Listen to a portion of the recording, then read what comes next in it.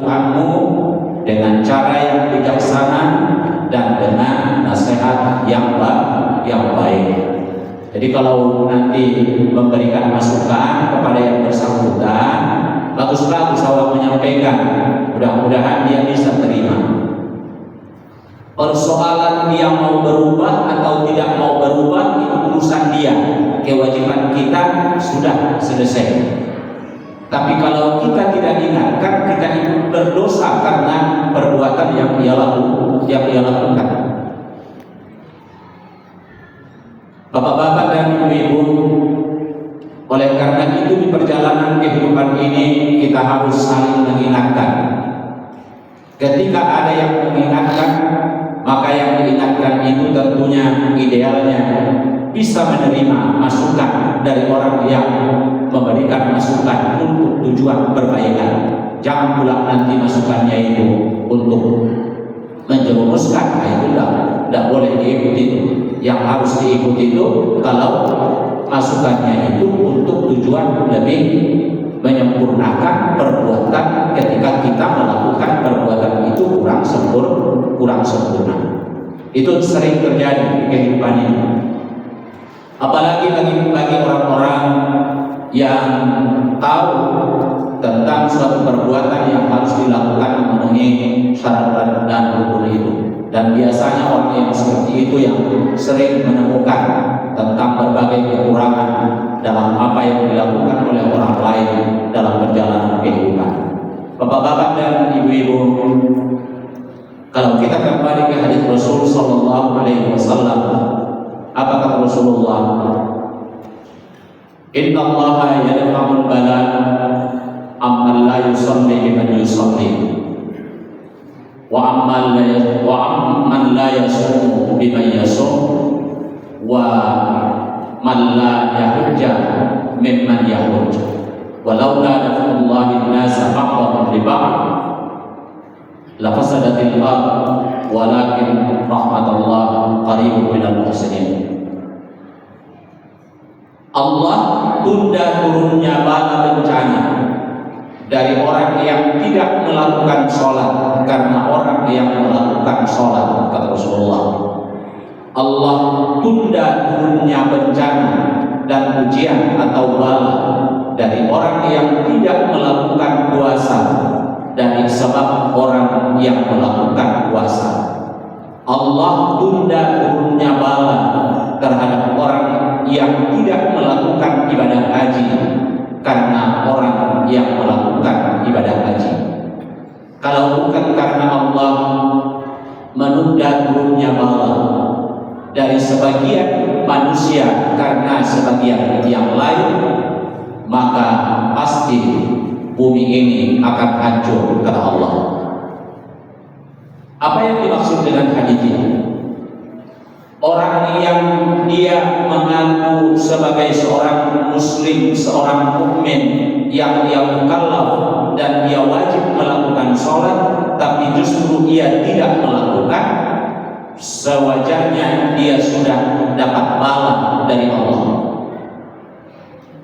Tapi bala itu ditunda oleh Allah, tak diturunkan sama dia bala. Karena siapa? Karena orang yang melakukan sholat. Orang yang dia wajib melakukan ibadah puasa, tapi dia tak puasa, maka seharusnya Allah sudah menurunkan bala bencana kepadanya.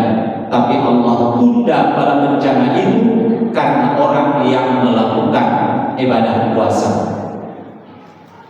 Kalau ada orang yang dia sudah seharusnya wajib melakukan ibadah haji, dia sudah istiqamah untuk melakukan ibadah haji, tapi justru ia tidak lakukan, maka seyogianya Allah sudah turunkan bala untuk dia, tapi Allah tunda bala itu karena orang yang melakukan ibadah haji. Artinya apa? Bagi orang-orang yang tidak melakukan kewajibannya sesuai dengan yang diperintahkan oleh Allah, seyogianya kepada mereka itu Allah sudah turunkan bala bencana, tapi Allah tunda bala bencana itu karena orang-orang yang masih melakukan Yang tak sholat itu seharusnya itu sudah diturunkan Allah bala bencana kepadanya, tapi Allah tunda bala itu, tak diturunkan oleh Allah. Karena siapa? Karena orang yang melakukan sholat. Begitu juga nanti dengan orang yang tidak bayar zakat, yang seharusnya dia bayar zakat tapi dia tidak bayar. Seyogianya Allah sudah turunkan bala bencana kepadanya, tapi Allah tunda bala bencana itu karena orang yang memberikan zakat, membayar zakat. Begitu juga orang yang tak puasa, begitu juga orang yang tak melakukan kewajiban haji. Kalau dia sudah wajib untuk melakukan, maka seyogianya mereka itu sudah dapat bencana dari Allah, tapi Allah tunda pada itu, tak diturunkan oleh Allah. Karena siapa? Karena orang yang masih melakukan puasa, karena orang yang masih melakukan ibadah haji. Intinya apa yang bisa dipahami dari situ? Tidak ada orang yang di dunia ini yang dia tidak mengikuti perintah Allah dan Rasul yang selamat karena dirinya sendiri, tapi justru dia selamat karena orang lain. Makanya kita di kehidupan ini, ketika kita melakukan sesuatu yang kurang sempurna atau sesuatu yang kurang baik, ada orang memberikan masukan, itu tujuannya supaya bala bencana itu jangan turun. Kalau tak dengar, nanti datang bala bencana itu dengan sendirinya. Siapa yang kena? Bukan yang melakukan pelanggaran itu saja yang kena, tapi semua kena. Yang mengikuti aturan dapat bencana juga, yang tak mengikuti aturan dapat bencana juga. Tak pilih-pilih banjir itu kalau datang. Oh, ini orang alim ini, dan aku tidak mau pergi ke situ kata banjir. Tak ada seperti itu. Disapunya semuanya, yang alim yang jahil masuk semuanya, disapu banjir itu semua. Maka banjirnya tidak pilih-pilih. Itulah makanya kita wajib saling mengingatkan. Dunia ini diperuntukkan untuk kita bersama-sama, bukan untuk satu keluarga tertentu, bukan untuk satu kelompok tertentu, bukan untuk satu golongan tertentu, tapi justru dunia ini diciptakan oleh Allah untuk kita bersama-sama.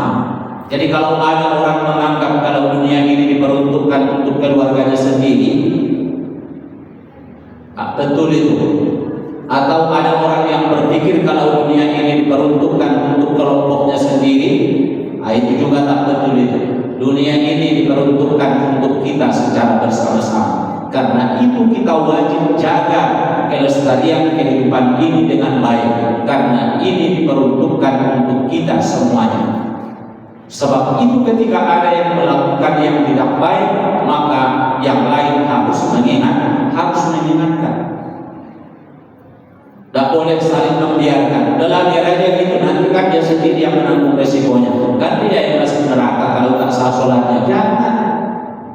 Awak itu juga berdosa gara-gara dia itu. Makanya pada perbuatan yang harus memenuhi syarat rukun, ketika dilakukan di depan orang lain, ketika kita lakukan tidak memenuhi syarat rukun, justru orang lain itu dapat dosa karena kita. Nanti di kajian akhlak masuk itu di kajian muru'ah. Jaga prestise sebagai orang muslim. Kalau sebagian orang menyebutkan prestise itu disebutkannya harga diri, jaga harga diri. Tak ada harga diri awak kalau awak menunduk-nunduk begitu kata seseorang. Tahu dia ada harga diri. Tapi ketika dibilang jangan melakukan sesuatu yang mencederai akhlakul karimah, awak bilang tak terima dia. Makanya kita contohkan yang lalu. Seperti apa jaga harga diri itu, martabat itu. Jangan sempat orang lain berdosa karena perbuatan yang kita lakukan. Itu harus dijaga. Orang zaman sekarang itulah yang tak berdulikan orang itu. Ada apa urusan dia sama aku? Orang aku yang melakukan, nanti kan kalau yang tak betul yang melakukan itu kan aku yang menanggung resikonya sendiri. Ada apa urusan dia sama aku? Itu tidak betul itu. Pergi Ustaz itu ke restoran itu jam 11 siang bulan Ramadan. Nampak sama jamaahnya, lewat jamaahnya itu. Nampaknya Ustaz itu pergi ke restoran itu jam 11. Memang tak ngomong dia, tapi dalam hatinya ada sesuatu yang terbesit di hatinya. Barangkali katanya dalam hati, tak puasa Ustaz itu jam 11 restoran lengkap. Padahal Ustaz itu di situ bukan dia tak puasa dia karena pemiliknya yang punya restoran itu misalnya, atau karena ada urusannya yang lain, tapi bisa menimbulkan dosa terhadap orang lain. Maka seharusnya dia jangan pergi ke situ jam 11 siang bulan Ramadan. Kalau mau pergi menjelang waktu berbuka kan, untuk tidak menimbulkan suhuzan terhadap orang lain.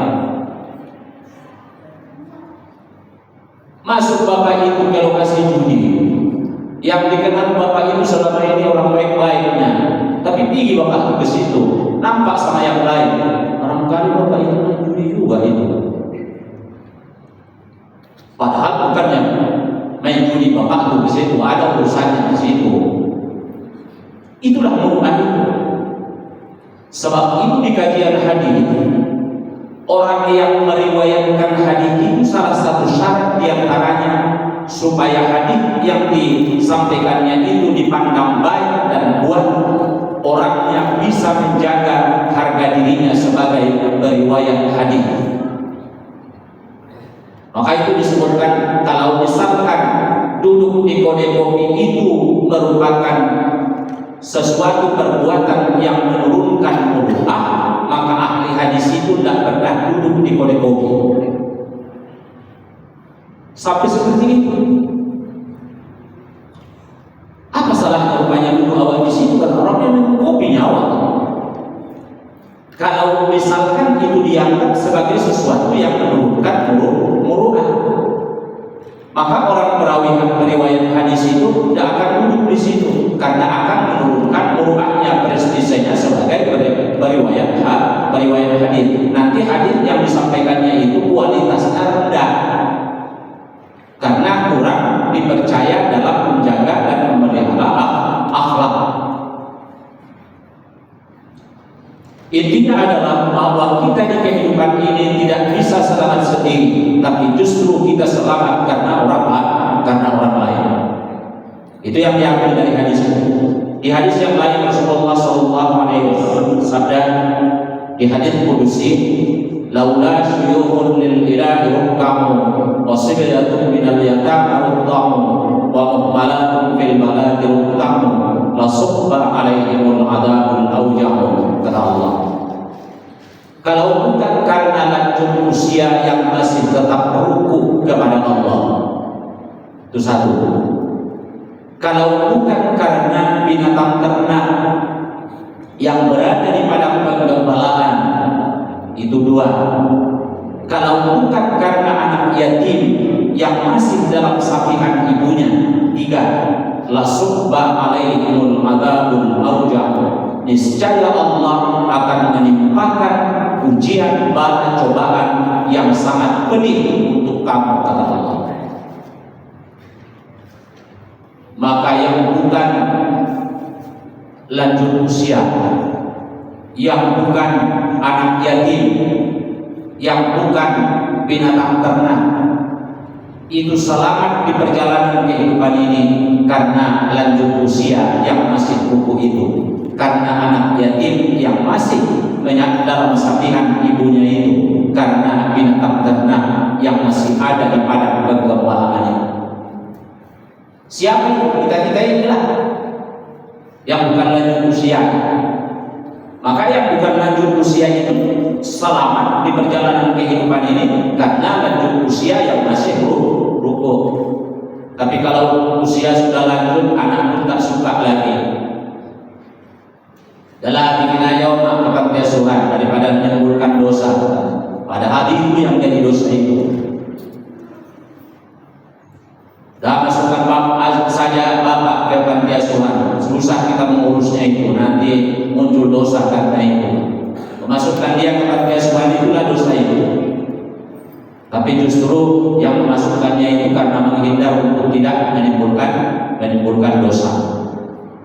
Lupa dia ketika dia masih bayi, ketika dia masih anak-anak. seperti apa omahnya, seperti apa ayahnya mendidik, mengasuh, membesarkan pada waktu dia masih kecil.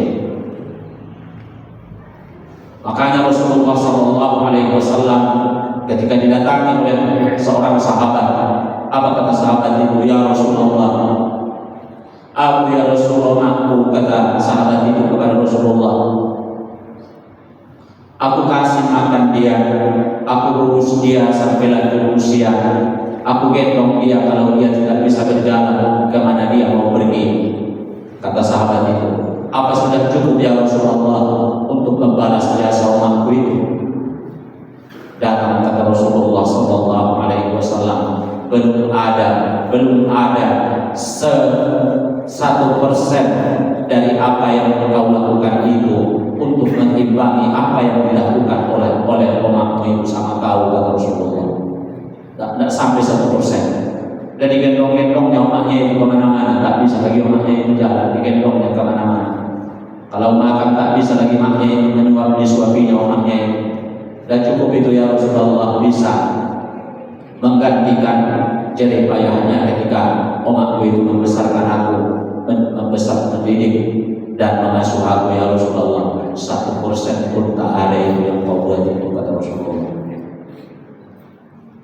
Sebab itu lanjut usia yang masih rubuh, tapi yang rubuh ya, lanjut usia yang masih rubuh itu menyelamatkan yang lain.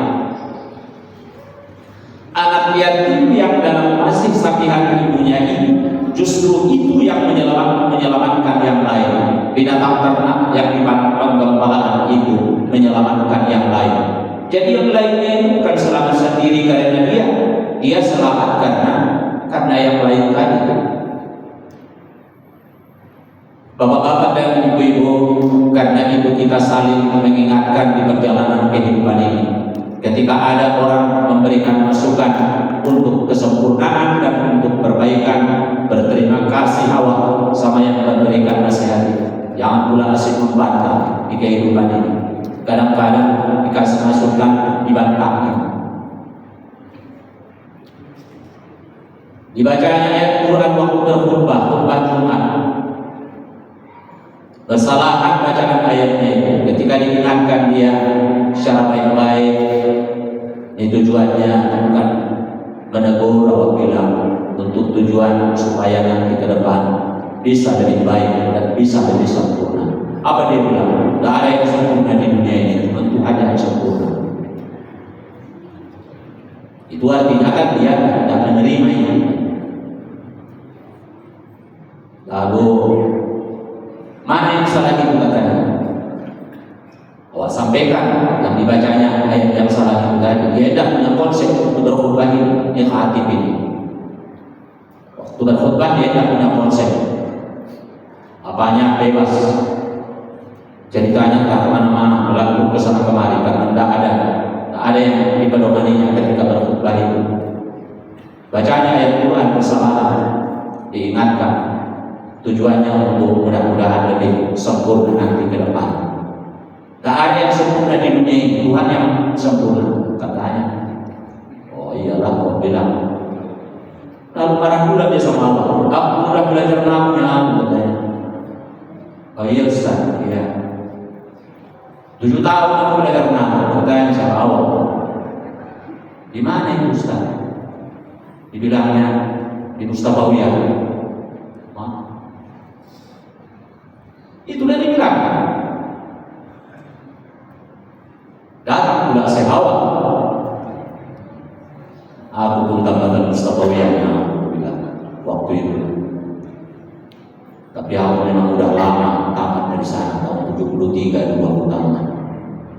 Dari 300 orang, aku nomor 1. Itu bukan sombong. Sombong terhadap orang yang sombong itu boleh. Siapa yang turun di Mustafawiyah belajar 67 tahun itu? Diam.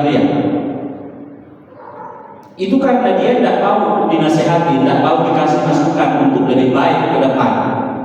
Itu ada orang yang seperti itu. Tapi kewajiban kita untuk saling mengingatkan itu dan saling menasehati itu harus kita laksanakan dan kita harus bisa menerima. ketika ada orang yang tidak mau dan tidak bisa menerima apa yang kita kasih masukan, urusan dan persoalan kita selesai, kita lepas dari dosa. Tapi kalau kita tidak ingatkan, kita berdosa karena dia. Makanya pada perbuatan yang harus memenuhi syarat rukun, ketika dilakukan di depan orang lain, diupayakan supaya dilakukan sesuai dengan syarat rukun, biar orang lain yang berdosa gara-gara awal. Dan itu prinsip dalam Islam. Nabi sudah mencontohkan tadi, ketika seseorang itu melakukan sholat yang tidak memenuhi tumakninah itu tadi, itu contoh. Mengingatkan itu dilakukan pada saat kekurangan dan kesalahan itu terjadi, tak diundur. Nantilah bulan depan aku ingatkan, jangan sekarang. Jangan. Pada saat kekurangan itu terjadi atau pada saat kesalahan itu terjadi, ingatkan pada waktu itu. Rasul tidak menunda. Begitu dia salam, datang dia ke Rasulullah, diucapkannya salam, lalu ditanya, dijawab Rasul salamnya itu dan Rasul sholat, kata Rasulullah, kau sudah sholat? Kata Rasulullah, na'am, katanya iya. Sholli fa innaka lam tusolli, kata Rasulullah, sholat kau dulu balik, kau tadi belum sholat itu. Langsung diingatkan oleh Rasul. Begitu diulanginya, selesai dia salam, sesudah mengulangi, dekatinya lagi Rasul balik, datang ke Rasulullah, sholli fa innaka lam tusolli, ulangi lagi sekali lagi balik, bersolat juga engkau itu tadi, kata Rasulullah. Jadi tadi tunda-tunda Rasulullah untuk mengingatkan itu tadi. Itu kan karena Rasul, kata seseorang, awak bukan Rasul, karena bukan Rasul itulah, maka harus awak ingatkan ya. Sedangkan Rasul sudah mencontohkan seperti itu. Awak mengaku-ngaku mengikut Rasul kan? Kalau mengaku-ngaku mengikut Rasul, ya ikutilah seperti apa yang dicontohkan oleh Rasul. Jangan pula awak mengaku-ngaku mengikut Rasul, tapi beda dengan apa yang disampaikan Rasul yang awak lakukan. Tidak betul itu. Dan dibilang Rasulullah, jangan ikuti yang salah. Aku tidak ada umatku yang bersepakat dalam kesalahan. Rasulullah diikutinya juga yang salah. Sudah tahu dia salah. Salah itu menurut aturan, salah itu menurut perundang-undangan. Tapi karena aku masih ada teman sekongkol, koalisi bahasa kerennya, itu teman sekongkolnya itu. Karena aku ada teman sekongkol, ya bagaimana nanti kesepakatan di persekongkolan, aku harus ikut sesuai dengan persekongkolan itu katanya. Lalu diikutnya yang salah itu, karena di persekongkolan itu harus mengikuti yang salah itu, dia pun ikut yang salah itu. Apa kata Rasulullah? La tajtani ummati ala dhalalatin. Umatku itu tidak akan pernah bersekongkol dan bersepakat dalam kesesatan. Jadi siapa orang yang mengaku umat Nabi Muhammad ikut kesepakatan dalam kesesatan, otomatis keluar dari umat Nabi Muhammad. Dan dia Rasul itu sebagai umat. Karena beliau bilang umatku itu tidak akan pernah bersepakat dalam kesesatan. Jadi orang-orang yang mengaku umat Nabi Muhammad tapi bersepakat dalam kesesatan, otomatis dia mengeluarkan dirinya sendiri dari umat Nabi Muhammad. Konsistensi dalam menjalani kehidupan, istiqomah dalam bahasa agama. Orang istiqomah itu tidak ada rasa takut dan tidak ada rasa sedih dan rasa duka dalam menjalani kehidupan apapun yang dia hadapi. Kenapa? Karena malaikat tetap mendoakannya supaya dia teguh pada pendirian. Innal ladzina qalu rabbuna Allah tsumma istaqamu tatanazzalu alaihimul malaikah alla takhafu wa la tahzanu wa abshiru bil jannati allati kuntum tu'adun, kata Allah. Sesungguhnya orang-orang yang berkata Allah itulah Tuhanku, maka dan kemudian mereka istiqamah dan tetap pada pendirian itu, para malaikat turun untuk mendoakan mereka supaya mereka tidak ada rasa takut dalam menjalani kehidupan dan mereka tidak pernah merasa tersedih dan berduka dalam menjalani kehidupan. Wa abshiru bil jannati allati kuntum tu'adun, dan sampaikan kepada mereka kabar gembira bahwa mereka akan dimasukkan ke dalam surga sebagaimana yang Allah janjikan untuk Ini prakteknya bagi orang-orang di Palestina. Seperti apa mereka menghadapi maut itu, tetap dalam keadaan senyum. Kita belum tentu bisa seperti itu. Itulah orang yang istiqomah. Jadi kalau istiqomah dalam kehidupan, tidak ada rasa takut kepada siapapun. Kalau istiqomah dalam kehidupan didoakan oleh para malaikat, tidak pernah merasa berduka dalam menjalani kehidupan apapun yang dihadapi. Bapak-bapak dan ibu-ibu, mari kita saling mengingatkan di perjalanan kehidupan ini. Kita sampaikan perbaikan itu dengan cara yang baik, cara yang bijaksana, dan dengan nasihat yang baik pula. Tujuannya adalah supaya kita selamat, baik di perjalanan kehidupan dunia maupun di perjalanan kehidupan akhirat kelak. Kita cukupkan, mudah-mudahan ada manfaatnya bagi kita semua.